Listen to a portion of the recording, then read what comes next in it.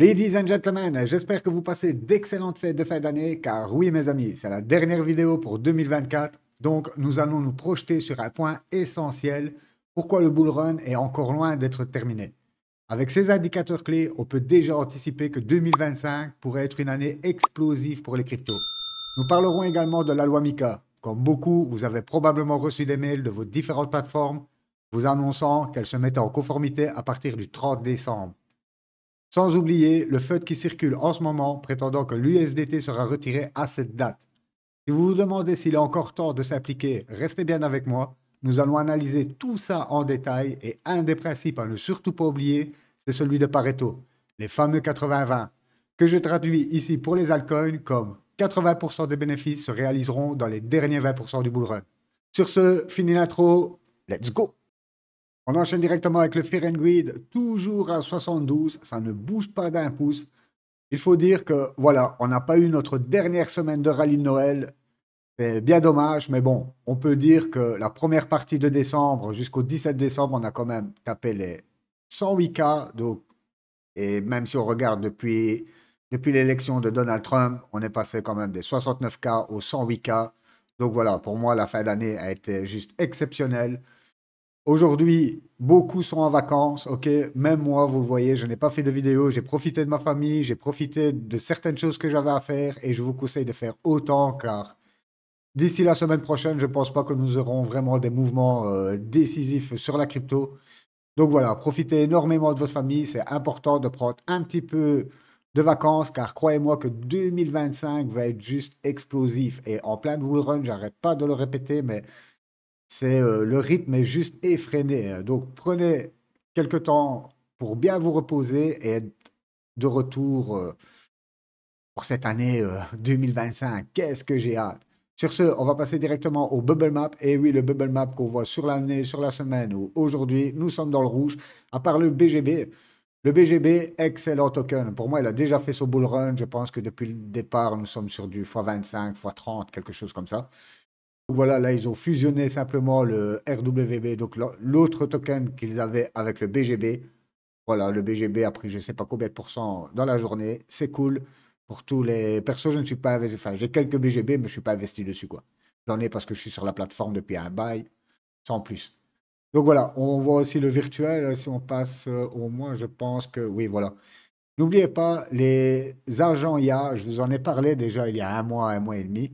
Là, nous sommes très hauts. Et je vois des vidéos qui commencent à piluler seulement maintenant d'agents IA. Faites attention, regardez bien les graphes, que ce soit virtual, que ce soit IS. Regardez bien les graphes, les gars, avant de rentrer dessus, hein, OK? Donc, cette narrative-là, j'en avais déjà parlé, retournez voir. Ça fait plus d'un mois qu'on avait parlé de ça. Quand c'était le même coin créé par l'IA. Je ne sais plus si... Oh, je ne sais plus son nom. Madius, Mathéus, je ne sais plus. Gotheus, quelque chose comme ça. Ça finit par ous, ça c'est certain. Donc voilà, sur ce, faites très attention, ok? Ne vous laissez pas avoir, c'est pareil que pour les hypes, on est super haut. Si vous voulez vraiment rentrer dans ce token-là, attendez 2, 3 semaines, voir déjà comment le marché, déjà comment le Bitcoin va réagir. Donc sur ce, on passe directement, et oui, sur la loi MiCA. Donc, comme vous le voyez ici, bien que la phase de la mise en œuvre de MiCA se termine le 30 décembre, il existe également une phase de transition de 18 mois dans le calendrier total de 36 mois du MiCA. Donc, vous voyez que, allez, les gens disent déjà que USDT va s'effondrer, mais en fait, l'USDT Tether en a rien à foutre de l'Europe. C'est minuscule pour eux, ce marché-là. Faut arrêter de déconner, à un moment donné, il faut arrêter, quoi. Mais, et même, même si vous avez des USDT sur vos plateformes, vous aurez le temps de faire l'échange. Ne pensez pas que le 30 décembre, boum, vous allez tout perdre, ou comme certains le disent, mais c'est impossible, les gars. Il faut arrêter, tout est réglementé, hein. S'il y a un transfert, vous serez prévenu. La réglementation de l'Union européenne sur les crypto-monnaies devrait entrer pleinement en vigueur dans quelques jours seulement. Mais il existe encore une grande incertitude sur le stablecoin USDT de Tether.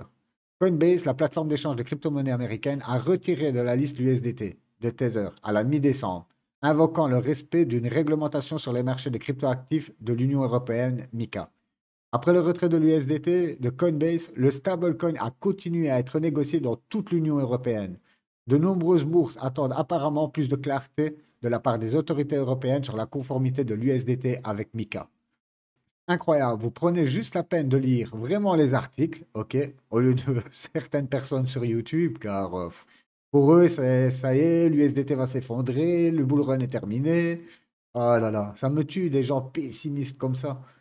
Donc ici, en évoquant les échanges comme Binance ou Crypto.com qui continuent à négocier l'USDT, Ibanez a déclaré qu'il n'y avait aucune raison pour que les échanges de crypto-monnaies retirent l'USDT de la liste à la même date que Coinbase. La décision de Coinbase peut refléter une approche proactive pour éviter les risques de conformité de dernière minute. Voilà, c'est juste ça en fait.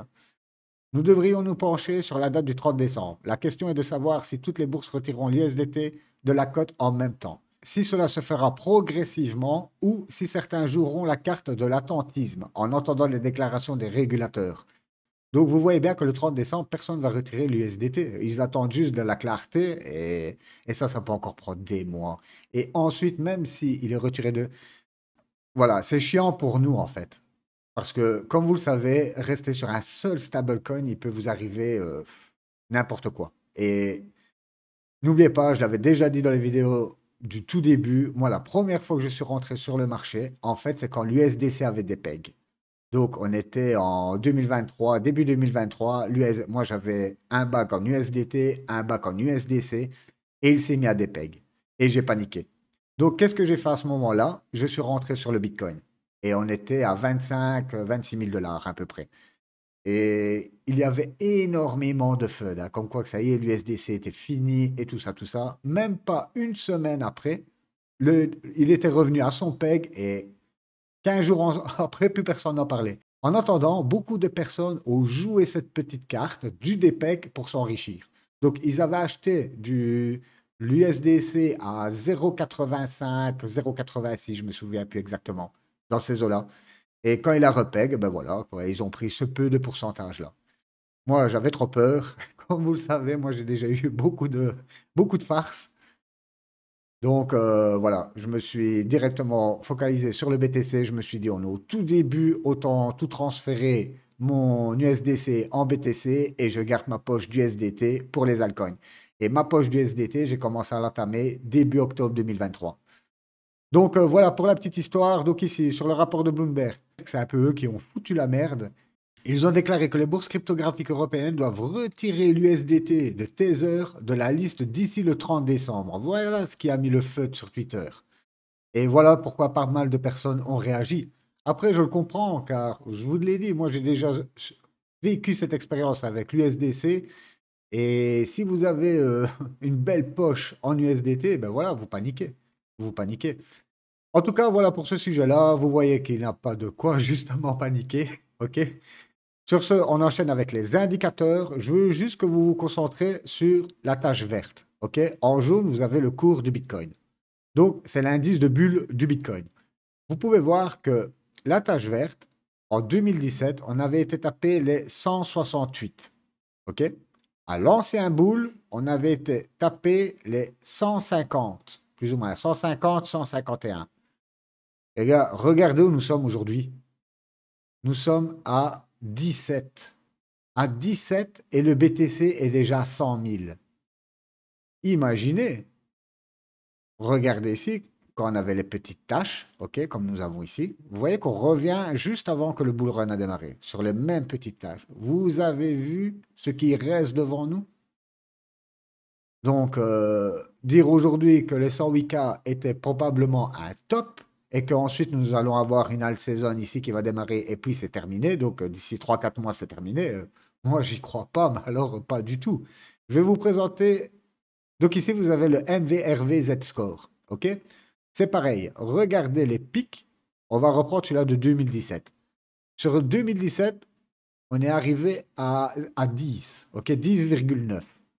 Celui-là de 2021, et n'oubliez pas que 2021 a été interrompu par la hausse des taux et bien sûr l'inflation qui a apparu. OK? En 2021, on avait atteint exactement 7,19. Aujourd'hui, on est à 2,57 et le BTC est à 95 000 $. Imaginez, même si on monte jusque les 6, donc encore un point plus bas, et même jusque les 5, ça nous fait encore un fois 2 fois 3 à partir de maintenant. Donc, vous voyez, et n'oubliez pas, ces indicateurs-là remontent depuis la genèse, quoi. Donc, pour moi, ce sont des indicateurs fiables. Je connais certaines personnes qui ne se fient que à ça, en fait, à ces deux indicateurs-là. On a aussi le stock to flow model, je vous l'ai passé plusieurs fois. Ce qui est important ici de comprendre, c'est la ligne blanche que vous voyez ici. Donc, c'est une projection du prix. OK? Vous pouvez voir qu'à chaque fois, on arrive sur une phase où le cours dépasse un peu cette ligne, puis on revient en dessous. Puis c'est pareil, on repasse en dessus, comme vous le voyez ici en 2018, pareil, on revient en dessous.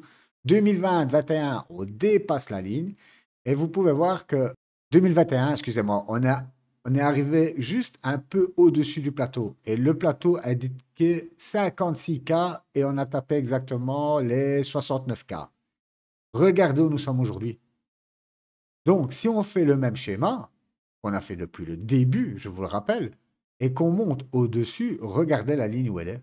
Elle est à 419K. Je sais, ça peut paraître énorme. Même pour moi, ça paraît énorme. Je vous l'ai déjà dit plusieurs fois. Pour moi, à partir des 200K, on peut commencer vraiment à envisager de prendre nos bénéfices et vraiment entamer vraiment le processus de vente. Voilà. Mais hors de question, aujourd'hui, nous sommes à 100K. On n'est même plus à 100K, on est à 95K. Le top était à 69K. Vous croyez que pour un bull run, on va faire 30 000 et puis repartir à la cave? Avec les ETF, avec les instituts, les pays qui rentrent et tout ça, tout ça. Le président Trump, pro-crypto, on a déjà eu des nouvelles sur la réserve stratégique. En fait, tout ce qu'ils ont saisi jusqu'à aujourd'hui part déjà dans la réserve stratégique. Donc, voilà, on n'a que des bonnes news. Pour moi, à l'ancien boule, c'était exactement pareil. La Noël, c'était un peu mieux déroulé, mais à partir de mi-janvier, février, mars, ça avait explosé, les gars, déjà à partir de ce moment-là. Donc, soyez patients. Ne regardez pas trop de vidéos, ok? Surtout les vidéos pessimistes. S'il vous plaît, ne regardez pas des vidéos aussi pessimistes. Regardez juste les indicateurs et laissez-vous aller, quoi. Relax, relax. On va passer directement au graphe. Bon, déjà, vous le savez, nous sommes dans le week-end, donc les futurs, je le rappelle, c'est ceux qui parient à la hausse ou à la baisse, sont bloqués le week-end, ok? Le CME n'ouvre pas le week-end. Donc voilà, on est bloqué à 95, 310.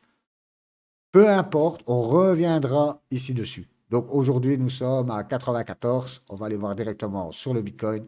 Voilà, on est à 94. Donc vous voyez qu'on colle proche du CME, hein. Donc on n'aura pas, comme je vous l'ai dit, on va arriver sur le réveillon Nouvel An. Le Nouvel An, pour moi, il n'y aura pas vraiment de reprise d'ici fin de semaine, voire début de semaine d'après, quoi.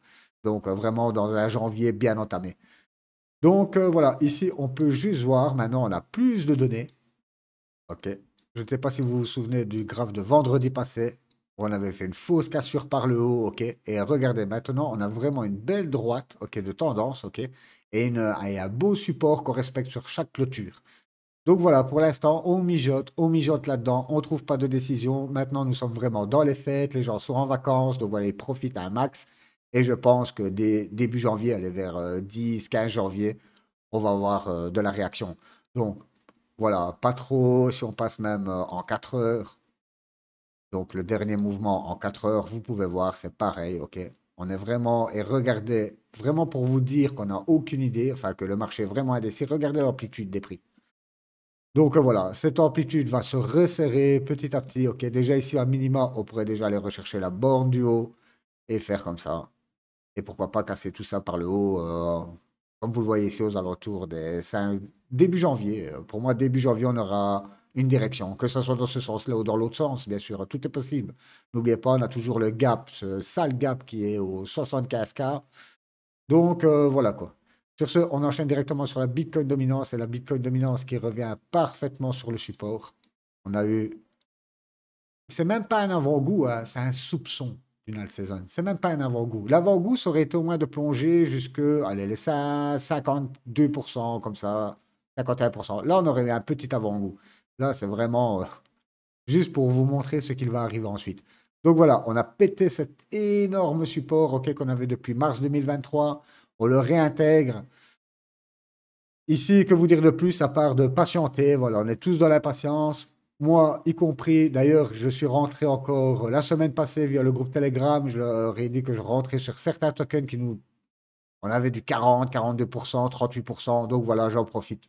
Même sur le Fear and Greed est toujours à 72, je profite quand même de ces opportunités. Si on descend plus bas, j'ai rentré la première partie. Si ça descend plus bas, je rachèterai un peu plus bas. Si bien sûr j'ai une bonne réaction de reprise, ok, je vais pas acheter et que ça continue à faire ça. Ça, tout à fait normal. Donc voilà pour la Bitcoin dominance. Écoutez, pas de frayeur, honnêtement. Il n'y a rien de bien méchant. On passe directement sur le Total 3 en excluant tous les stablecoins, justement contre le Bitcoin et on peut voir qu'on a fait un point bas, en plus une sale mèche de liquidation.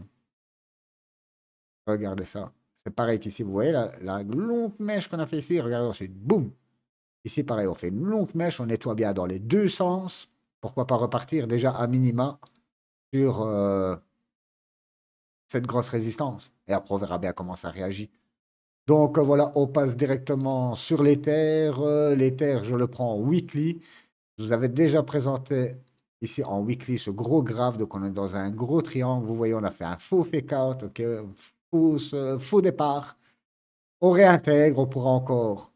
Mais maintenant, je me demande si on ne peut pas réajuster un peu la droite. Voilà. Car n'oubliez pas, à chaque fois, c'est toujours pareil, hein. Quand une figure arrive, je vais expliquer parce que ça, c'est quand même important. Hop, vous avez une figure, ok? Quand on entame cette figure, la résolution doit se faire plus ou moins aux deux tiers de la figure. Si elle ne se fait pas, ben, c'est à ce moment-là que vous devez réajuster votre analyse. Ok. Donc voilà, ça c'est un petit plus pour vous. Vous le savez, quand nous savons regarder, si on arrive vraiment à la fin, il faut vraiment que ça pète. Là, le prix est en train de se contracter, ça va péter, d'un sens ou dans un autre, mais ça va péter. Donc voilà, mais comme ça, vous savez, vous tracez une figure, si, comme vous le voyez ici, aux deux tiers, voire quasi à la fin de la figure, ça ne s'est pas réalisé, ça ne va pas faire ça, ok? Et se réaliser ici, ok? Donc voilà.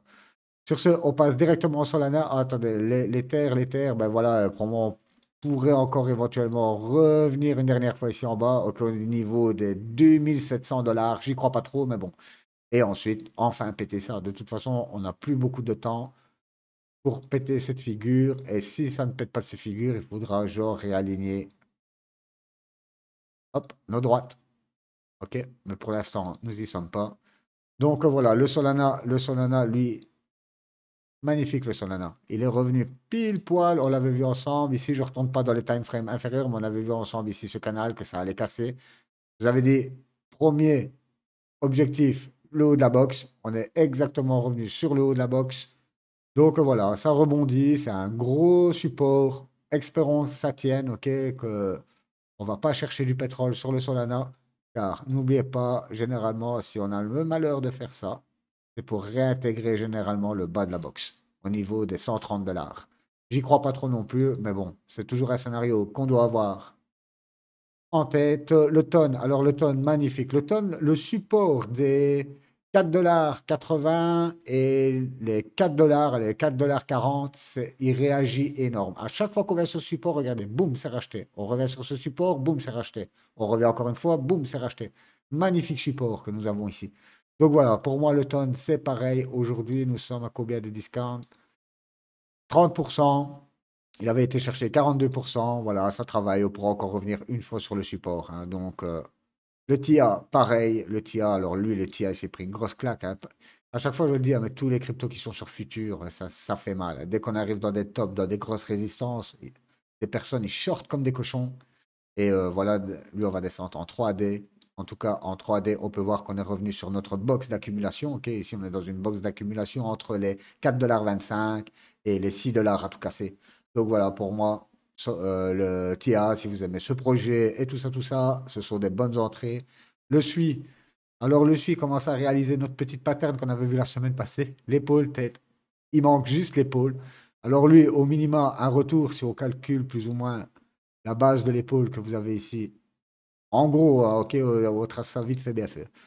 Hop, on reprend le haut sur la ligne de coup, on descend, et boum, ça nous ferait revenir dans ce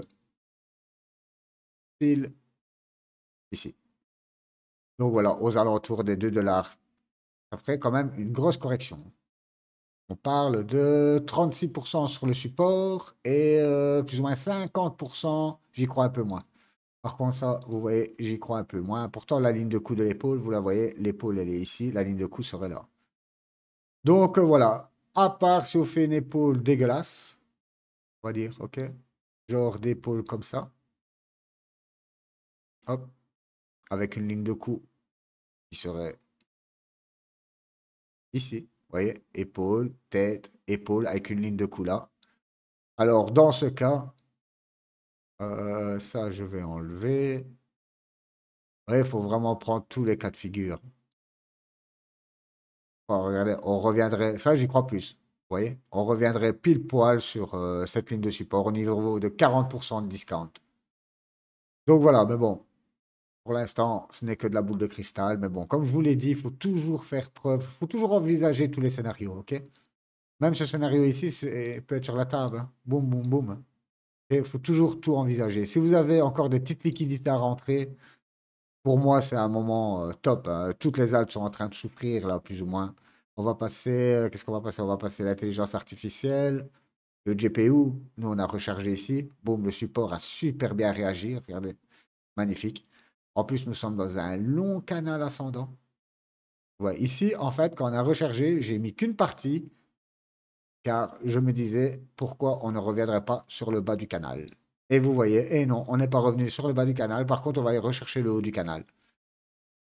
Pareil, là, je m'imagine, on revient sur le haut du canal, on fait un double top, et on revient encore une fois sur cette ligne de coup. Vous voyez? Donc voilà, là, il me reste encore la moitié à rentrer sur GPU. J'attends un peu. On a OXO. OXO, pareil, j'ai remis une alarme, car le OXO, pour l'instant, je suis en train de me goinfrer avec.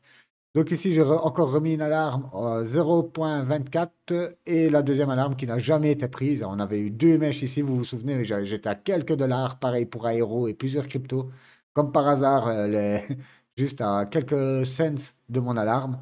Donc voilà pour OXO, iOS, pareil, iOS, j'approche de mon alarme, vous la voyez, elle est ici, ok, sur le gros support qu'on a ici. Je ne vais pas attendre forcément la, la retouche qu'on a fait ici. Ok, je préfère quand même rentrer sur mon ordre. Donc voilà, lui, j'attends juste que ça sonne. Et puis, let's go. Tac, tac. Qu'est-ce qu'on avait justement? Aéro. Regardez Aéro, quelques cents. Et voilà, je suis mon plan. J'ai mis une alarme là. C'est pas pour acheter 20% plus haut. Je respecte mon plan. Pour moi, aujourd'hui, si la crypto me donne, c'est de beaux projets comme ça me donnent 40% de discount, j'envoie une première cartouche. Ça, bien sûr. Et pour ceux qui n'ont plus de liquidité, ben moi, sur le reste de mes bacs, je reste assis dessus.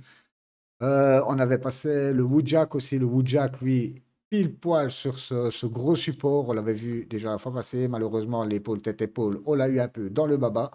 Donc vous voyez, regardez, c'est le beau cas d'école. Épaule, tête, épaule, fausse cassure et boum, on revient directement en bas. Vous voyez comme ça peut être piège. Mais en tout cas, le Woodjack, il a l'habitude de nous donner des grosses corrections. Regardez ici. Des grosses corrections et des gros pumps ensuite. Il nous a donné ici 80% de correction pour ensuite aller chercher presque un x5. Et vous pouvez voir à chaque fois les phases, c'est comme ça. C'est des grosses corrections. 61% de correction pour ensuite aller chercher presque un x6. 66% de correction pour ensuite aller chercher presque un x4. Non, presque un x5, excusez-moi. Donc voilà, pour tous ceux aujourd'hui qui disent que les mêmes coins sont morts, c'est exactement ce qu'ils disaient aussi il y a 1 an et demi quand on avait eu la première impulsion. Et ben, vous vous souvenez très bien de la dernière impulsion, comment elle était méchante. Et pour moi, c'est exactement pareil. On a eu des méchants. Regardez, depuis le début, ça n'arrête pas de pump. Faut bien qu'on ait ces phases correctives. Après un méchant pump, méchante correction. Méchant pump, méchante correction. Et voilà, mais les mêmes coins, ça reste la narrative de ce bull run aussi. Pareil que l'IA. C'est vraiment les deux nouvelles narratives. Le même coin, comme je l'ai dit, à l'ancien bull run, oui, il en avait deux ou trois, mais c'était vraiment pas ça, quoi. C'était les NFT. Aujourd'hui, voilà, c'est les mêmes, c'est l'IA. Les deux plus grosses, excusez-moi, narratives qu'on retrouve aujourd'hui sur le marché, il ne faut pas se voiler la face. De toute façon, quand on regarde, je vous avais déjà présenté le tableau comparatif comment dire, des narratifs qui avaient le plus performé. En premier, c'était l'IA, en deuxième, MM Coin. Et le reste était loin derrière. Donc voilà, on avait aussi le Brett. Le Bread, c'est un des mêmes coins qui a le moins corrigé. D'ailleurs, c'est le même coin qui a le moins corrigé, tout simplement. Sur le Bread, on a été chercher au max 53% de discount et aujourd'hui, nous sommes à 44%. A contrario de tous les autres meme coins qui aujourd'hui sont à 60, même le Woodjack, hein, 60, entre 60 et 80% de discount. Donc vous voyez quand même que voilà, le Brett, il a l'air insolide. Donc sur ce, on va enchaîner avec quoi? On va aller voir un petit peu sur l'écosystème Solana. Donc voilà, sur l'écosystème Solana, on a Radium, bien sûr. Radium, toujours costaud, hein, le Radium n'empêche. Aujourd'hui, si on va rechercher le bottom, on est encore sur un x28, hein. Vous voyez, il y a pas mal de cryptos. Les gens sont des gens super bénéfiques. Le drift, alors lui, il dégringole, hein. OK? On fait toujours des clôtures. Vous voyez à chaque fois les deux bougies qui clôturent. OK? Et c'est pareil pour les plus bas, hein. On va encore avoir ici une superbe clôture. Donc voilà, on n'a pas vraiment, même en daily, si on regarde en daily, pour l'instant, on va enlever juste tout ça. Sinon, je ne vois plus rien. Alors, en daily, ouais, pourquoi pas ici, une épaule, tête, épaule, pareil, avec une ligne de cou, hein. Hmm, ouais, voilà, plus ou moins. Revenir. Voilà, je me trompe. Boum. Et voilà, vous avez votre figure, pullback, et ça part à to the moon. Donc voilà pour le drift, petite analyse comme ça, les gars. Comme je vous dis à chaque fois, ce sont des analyses. En tout cas, pour l'instant, on a l'air de se stabiliser ici sur ce niveau. Et voilà, on a un beau niveau ici. On cherche, on vient taper, taper, taper, on passe une fois en dessous, fake out, on réintègre ce niveau. Donc voilà, pour moi, le prix est en train de se chercher sur le drift. C'est normal, hein. N'oubliez pas le pump énorme que nous avons eu. Et comme vous le voyez, on est venu plus ou moins retravailler 50% du pump. Chaque fois, je vous le dis, quand on a des grands corps de bougies comme ça, généralement, on vient le retravailler jusqu'à la moitié. Donc voilà, pour moi, il a fait son travail de correction. Voilà, le drift, pareil, bonne crypto. N'oubliez pas, vous n'avez pas beaucoup de supply. Ça, je vous l'avais déjà dit auparavant. Ici, on va passer en 3D. Hop, on est sur le Jupiter. Alors, Jupiter, c'est pareil, on a cette énorme droite, hein. OK, on était prêt à la franchir. Et regardez, on est quasi revenu dans le bas. Donc voilà, pour moi, on est sur une bonne zone d'accumulation sur le Jup aux alentours des 0,82. Excellent.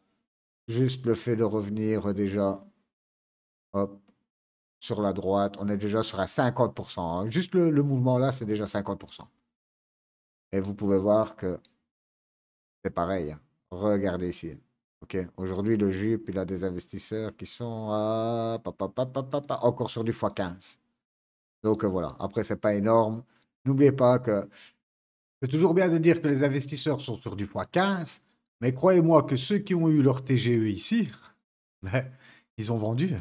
Ils ont vendu ici, ils ont vendu ici, ils ont vendu ici. Et puis voilà, hein. Et pareil que, comme vous le voyez, depuis mars, ceux, généralement, qui étaient en super profit, ont déjà pris des profits tout l'été. Et sans compter que le reste de leurs tokens sont bloqués encore pendant un bail.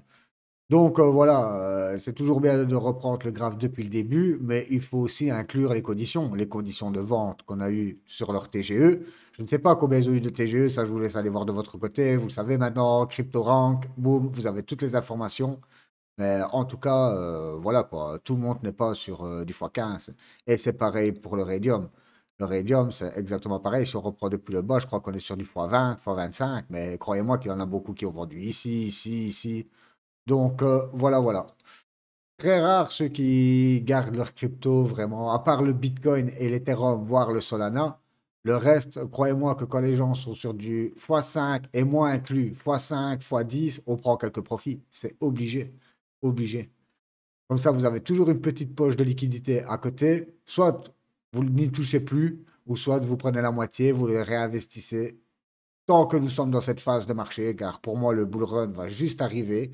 Donc voilà, ce sont des bonnes opportunités. On a des petites dips. Vous le savez, le bull run, ça fait ça, ça, ça. Et pour moi, les trois premières décharges, voire les deux premières décharges sont à jouer. Après, ici, ça devient extrêmement dangereux. Et d'ailleurs, généralement, quand on arrive dans les tops, comme à l'ancien top, on va retourner sur le BTC. On va passer en weekly. Hop. Voilà, vous avez quand même des méchants signes avec les divergences, le double top, l'épaule, tête-épaule ici. OK? Ah. Mais là, je vous le dis, c'est très dur de voir tout ça quand on est en pleine euphorie, on y croit, on croit au 100K, on croit au 100K. Et on est biaisé, hein, tout simplement. On est biaisé quand nous sommes en pleine euphorie. Et moi y compris. Hein. Je ne suis pas différent des autres, hein, loin de là. Moi, surtout qui est très émotif. Donc voilà. Sur ce, ladies and gentlemen, ça fait 30 minutes de vidéo. Voilà, on a fait une spéciale, on a fait un peu le tour de tout, la loi Mika, les projections 2025. Si vous avez la moindre question, n'hésitez pas à balancer ça dans les commentaires. En tout cas, moi, je vous souhaite d'excellentes fêtes de fin d'année, ok, un bon réveillon de Nouvel An. Profitez un max. Moi, je serai de retour juste après le Nouvel An, ok, déjà pour vous le souhaiter d'une part. Et voilà, encore un grand merci à vous tous, car ça fait 1 an que j'ai ouvert la chaîne aujourd'hui. Nous sommes presque à 700 abonnés, c'est incroyable. En tout cas, voilà, je vous remercie pour tout ça. Je vous souhaite que du bon pour l'année 2025. Je nous souhaite que du bon pour l'année 2025. Sur ce, ladies and gentlemen, je vous dis bye bye.